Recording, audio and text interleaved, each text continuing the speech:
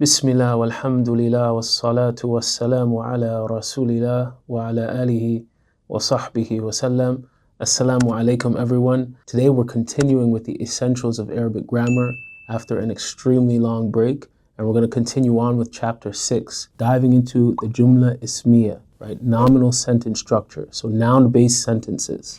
For those of you who are new here, my name is Salim, and I'm going to be teaching from a poem that I've written in English on Arabic grammar. It serves as a guide for beginners to learning the Arabic language. These lessons are going to be beneficial to Muslims and non-Muslims alike, as long as you're interested in not only being more proficient in reading and understanding classical Arabic texts in the Quran, but also this will help you be able to formulate sentences better, to recognize sentences, to strengthen your Arabic speaking ability as well, inshallah. So subscribe and join the family, like and share this video. And for those of you who are returning to the channel, especially after such a long break, I want to thank all of you for your support of this channel. For those of you who have purchased the text, again, it's not something that you need to do in order to benefit from these lessons, but it really does help me, especially as a small content creator, because there's a lot of work, there's a lot of effort that goes into creating this content, formulating these lessons, recording, editing, just the production process itself. So it definitely helps. I don't want to make this introduction long-winded, so let's jump right into the text. So we see here, a sentence completes an expression, arranging words to form remarks or a question. At times they instruct or demand. You must first master the basics, then expand. Right? So very simply put, sentences are complete expressions that have a variety of use cases or applications. And there are some basic rules, principles, and guidelines that help us to be able to formulate or identify a nominal sentence. And there are also some exceptions to these basic rules and principles, some more complex sentence structures. But before we go there, we have to master the basics, just as we've done with breaking down the ism, right? Learning what the ism is, learning how to identify an ism, right? Learning the common format or structure of a typical ism. And then we took a look at some nouns that break away from the typical structure or format of an ism, right? Like huwa, like hadha, like alladhi, for example, right? So just as we've laid the foundation and then got into the nuances, that's exactly what we're going to do with the Jumla Ismiya, and it's very important as we progress throughout the chapter. There's a lot of different things to introduce that will build upon this foundational class here, right? So far, we haven't learned how to formulate a complete nominal sentence. We've learned how to formulate a basic fragment in the Arabic language, a descriptive phrase, right? Like the sifa wa mawsuf fragment, such as al-qalamu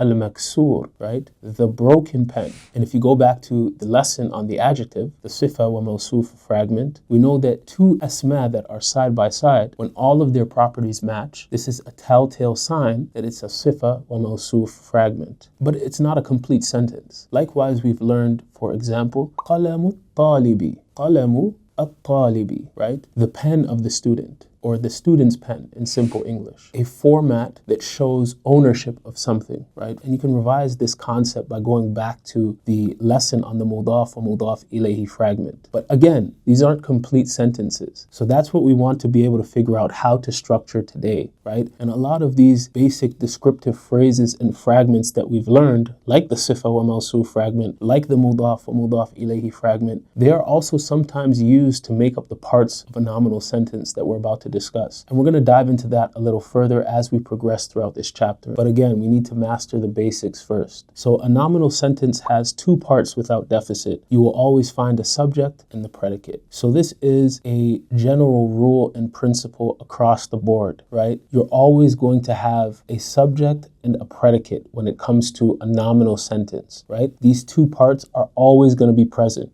So for example, if I was to say the student is pious, right? The student is pious. This is a complete sentence. The student here is the subject and pious is the predicate, right? It's introducing us to some new information about the student, right? Likewise, if I was to say, for example, the engineer is smart, right? The engineer is smart. This is a complete sentence as well, right? The engineer here is the subject and smart is the predicate, right? So the Arabic term that we're identifying here as the subject is called the mubtada, right? The mubtada. So the mubtada or subject from which is derived the topic or matter discussed or described, right? This is the subject. This is the key ingredient to the sentence, right? So the Arabic term that we're identifying as the predicate is called the khabar. So the khabar or predicate expounds on the subject. A sentence beginning with an ism is a suspect, right? So we've learned the terminology for these two key elements to a nominal sentence, the mubtada and the khabar, right? The subject and the predicate. And now we're also being introduced to a very basic concept, and that is that the easiest way to identify a jumla ismiya is that typically it's going to begin with an ism. So now I'm going to suspect that this is a jumla ismiya, right? Hopefully that makes sense. So if a sentence has an ism at the beginning, then it's the mubtada with a meaning that's befitting, right? So now if we identify that this sentence begins with an ism, so we know that it's a jumla ismiya, we know that this first noun that we've come across in the sentence is the mubtada. It's the subject, right?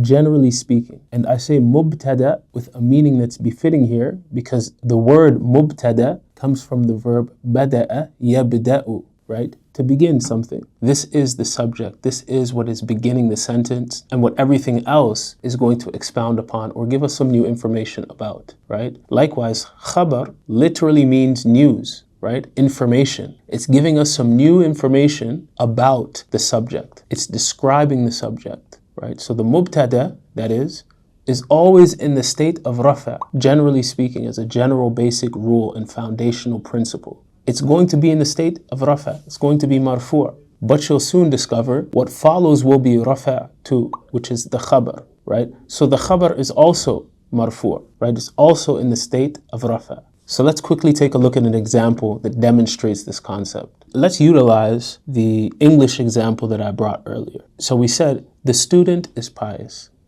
right? The student is pious. So we have here at-talib, right? Which is the student in Arabic, right? At-talib. And we have salih, which is pious. I left the voweling off the ending of these words purposely, okay? So we know from the text that when identifying a jumla ismiya, we look to see if it begins with an ism. This is just a very basic telltale sign that we're dealing with a jumla ismiya here, right?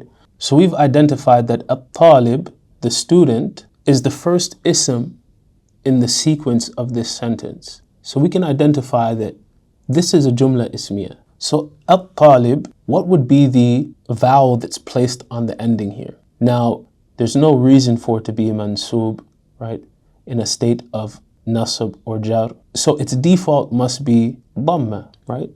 Its default must be dhamma. Now, salih, the word salih, is what follows at-talib, right? And because there's no reason for the word salih to be in any other state except the state of rafa, we're going to put tanween here, right? Dhammatain. Its default state is the state of rafa. Now, had there been an al at the beginning of salih, making it as-salih, and of course at that point we would have to remove one of the vowels at the end of the word, both properties would match entirely and they're side by side. So this would be what? A sifa wa mawsuf fragment. This would be an adjective instead. So what we're going to do is we're going to remove al here, right? Because it's not supposed to be there anyway. And now we got to break down and analyze a few things, right? So we've identified that this begins with an ism, this sentence or statement. The first ism is marfu'. It's in a state of rafa. It begins the sentence and it's definite, right? We can tell this by the alif lam. We can see that what follows, salih, is also in the state of rafa. As we've mentioned, it should be, right? If it's a khabar. But there is no alif lam here. It's indefinite. So this is another very basic principle, rule, and general guideline to follow. That the mubtada is going to be definite. In addition to all of these things that we've just mentioned about the mubtada and khabar sequence, the mubtada is going to be definite and the khabar is going to be indefinite, right? So at-talibu salihun. What's being said here? The student is pious, right? So as the text mentions, right, when written in Arabic, no other words intervene, right? Which we can see. No other words intervene here. It's just these two nouns, right? But when translating them, put an is in between, right? So when we have this mubtada wa khabar sequence, that is being implied here. Or, for example, the word are, right? We don't say in English, they is students, right? We say they are students.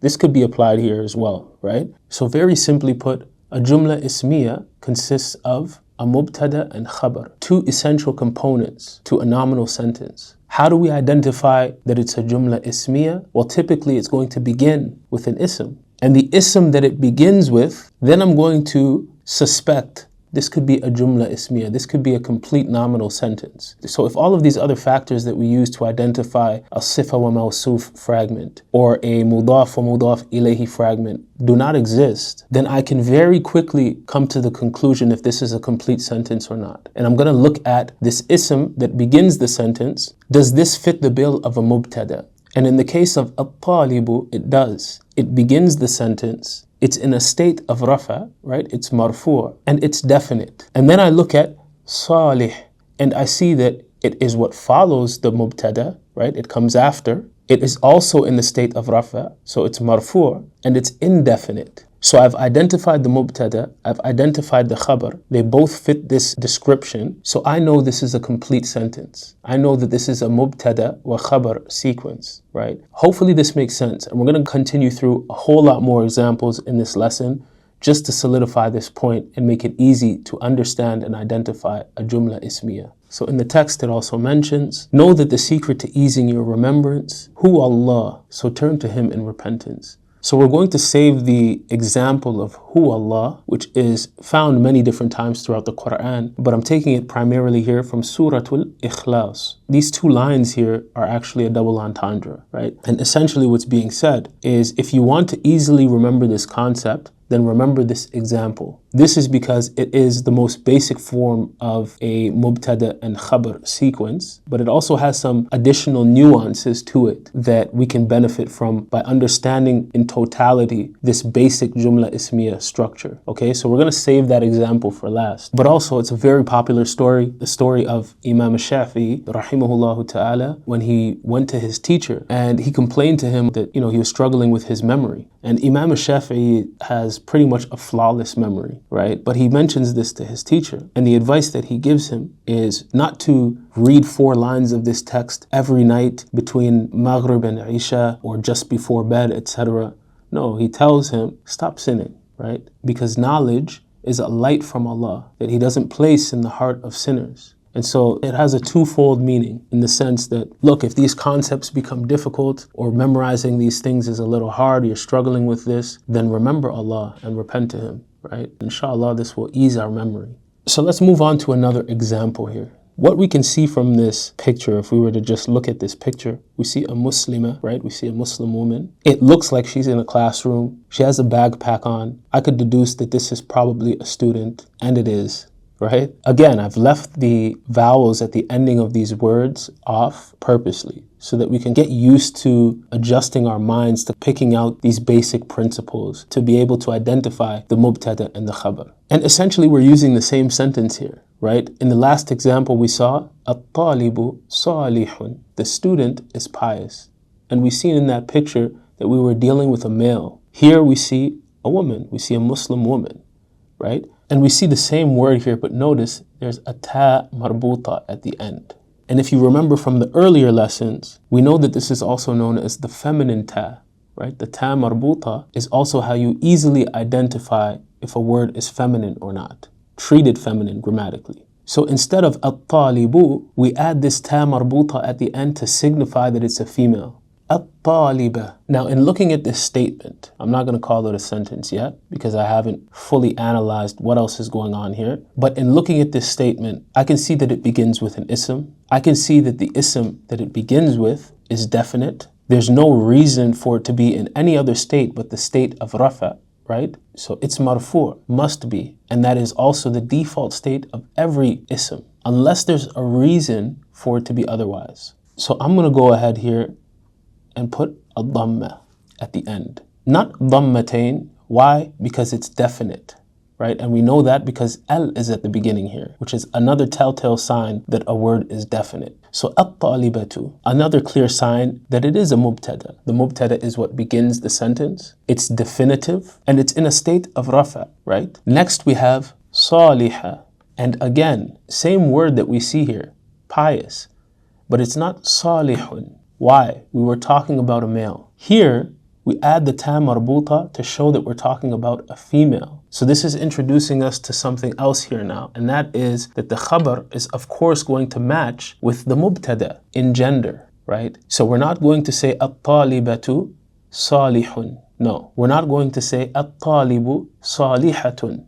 No, right? It's not correct. The gender is going to need to match because we're giving some new information about the subject itself. So here we have another key concept. Now again, there's no reason that I can see for it to be in a state other than a state of rafa. There's no harf jar here. There's no harf nasb here. This is not a mudaf ilayh. It doesn't match all of the properties of the noun that comes before it, right? Because the noun before it is definitive, so it tells me this is not a sifa wa mawsuf fragment. What I can identify is that it does come after an ism that fits the bill of a mubtada, and this noun itself fits the bill of a khabar, right? Again, we've identified there's no reason for it to be any other state than the default state of rafa, and we know from going through the text that both the mubtada and khabar are in a state of rafa. They're marfu'. Right? So we know that it's in a state of rafa. It's after the mubtada and it's indefinite. Salihatun. This is a telltale sign that what is here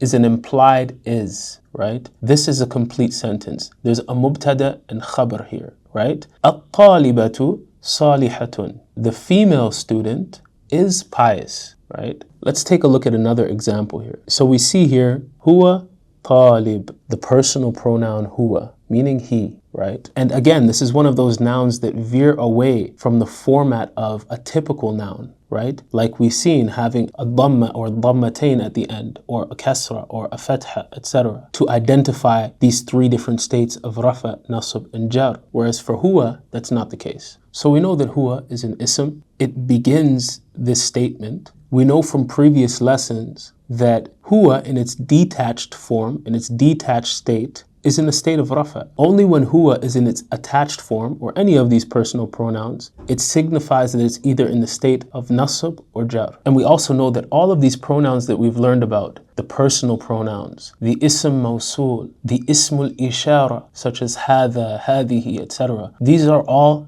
definitive, right? They're all definitive. Therefore, huwa is also definitive. It fits the bill of a mubtada, right? And we have talib, again, student, right? Without the harakat. But we see what? There's no reason for it to be in any other state but the state of rafa. It's not definitive, it's indefinite. So we know that there's a tanween here. So we have dhammatain, right? So talibun is marfu', it's in the state of rafa. It comes after this word, this ism that fits the bill of a mubtada, and it's indefinite. So this tells us that it's a khabar, right? Easy way to identify a khabar. So we know that this is a complete sentence, right? He is a student, right? He is a student. Now, right? And this can also be done in the feminine form as well. Hiya talibatun. So we see how the khabar matches the mubtada in gender, right? Hiya talibatun or huwa talibun, right? Now, let's take a look at another example using an ism ishara, hadihi. And in this picture we see a car, right? A car, which is sayyara, a car. So hadihi means this in the feminine form, right? So hadihi begins this statement. It's an ism. It's marfu', right? It's in a state of rafa. That's its default state. And it's definitive, right? Because like we mentioned, all of the pronouns that we've learned, right? They're definitive. So this fits the bill of a mubtada. So a car in Arabic, right? Sayyara is treated feminine grammatically. Easy way to tell, has a ta marbuta at the end, right? So sayyara, it comes after this noun that fits the bill of a mubtada. There's no reason for it to be in any other state but the state of rafa. So it's marfu', it's marfu', and it's indefinite, right? Very basic, easy to identify Jumla Ismiya structure. We've identified the Mubtada, we've identified the Khabar. It checks all the boxes of these basic rules and principles or guidelines that we've identified, right? So we can easily find here, there is an implied is, right? This is a car. So let's take a look at another example here. So we see in this picture a house, right? A house, which is Bayt. And we see this hand here gesturing toward this house as if to say, this is a house, right? Right? So I gave this away, but I mean, it's the same format here, right? It's the same structure. So we have hada here, meaning this, in the masculine form, right? We know that it's an ism. It begins this statement. It's in a state of rafa, right? By default, there's no other reason for it to be in any other state. So it's marfu', and it's definite. So this fits the bill of a mubtada. Now the word bayt, again, has no reason to be in any other state but the state of rafa. So we're going to put dhammatain here, right? It comes after the ism that fits the bill of a mubtada, and it's indefinite, right? They match in gender as well. So again, very basic identifier that this is a jumla ismiya. This is a mubtada wa khabar sequence. So there's an implied is here, right? This is a house. Let's take a look at another example here. So this is where we build on the foundation of these basic principles that we've identified for the mubtada and the khabar. And we see here, huwa Zaid. Huwa Zaid. Now we see this Muslim man here, right? We know that huwa is an ism. It begins this sentence or this statement. It's in a state of rafa, so it's marfu', and it's definitive, fits the bill of a mubtada. Now Zaid has no reason to be in any other state but the state of rafa. So let's put a dhammatain here. Huwa Zaydun. Now it comes after this ism that fits the bill of a mubtada. It's also in a state of rafa, so it's marfu', but it's not indefinite, right? So what exactly is going on here? Is this still a mubtada and khabar sequence? Is this still a jumla ismiya? And the answer is yes. And now the question becomes, why is this breaking away from this general principle that we've established here? And this is because we're establishing the identity of something or someone, if that makes sense. Here, we're establishing that huwa equals Zaid. Again, I apologize for my writing, right? Huwa equals Zaid. So in looking at this picture, we're probably saying, well, who is this guy, right? And the answer to that is in this statement, huwa Zaydun, right? When I say huwa here, I'm referring to Zaid, right? Huwa Zaydun. He is Zaid. And this brings us to our final example from the Quran. And we see here, قُلْ هُوَ اللَّهُ أَحَدٌ. Now, قُلْ here is actually a verb in the command tense. Say. So this statement here does not begin with an ism.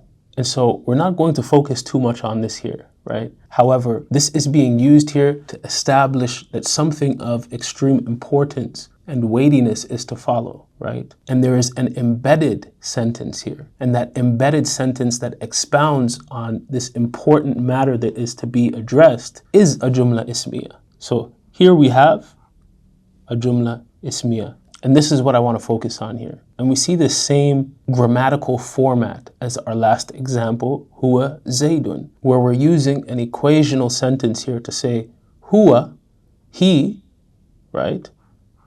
An ism that begins the sentence or statement. It's in a state of rafa and it's definitive. And lafdhul jalala, following, also being in a state of rafa, but again, not being indefinite, of course, right? What's being said here is, he is Allah. What we also notice here though, is this additional word in the state of rafa, and it is indefinite. It fits the bill of a khabar. It comes after the ism that fits the bill of a mubtada. It's in a state of rafa, so it's marfu', and it's indefinite. So what's going on here? Another important nuance that veers away from these basic principles that we've learned thus far. And that is, there can be two predicates in a sentence. And so what's essentially being said here is, he is Allah. He is the absolutely unique, right? Ahadun. Nothing is equal to him. Nothing is like his likeness. There is nothing similar to him, subhanahu wa ta'ala. He is the absolutely unique. So the reason why I bring this example as well, and I say that this is a means to ease your remembrance, is because it contains all of these different elements here. A basic jumla ismiya, a mubtada that is definite with a khabar that is indefinite, but also a mubtada and a khabar that are both definite, and then also the fact that there can be two predicates within a sentence. With this, we've addressed some of the most basic principles and elements of a jumla ismiya, of the mubtada and khabar sequence, and kind of built on that by showing some additional nuance and incorporating some of the additional asma that we've learned about. Hopefully this lesson was beneficial and these concepts are very clear. If not, then leave a comment below and I'll try to address anything that is unclear in the upcoming videos. Subhanakallahumma wa bihamdik. أشهد أن لا إله إلا أنت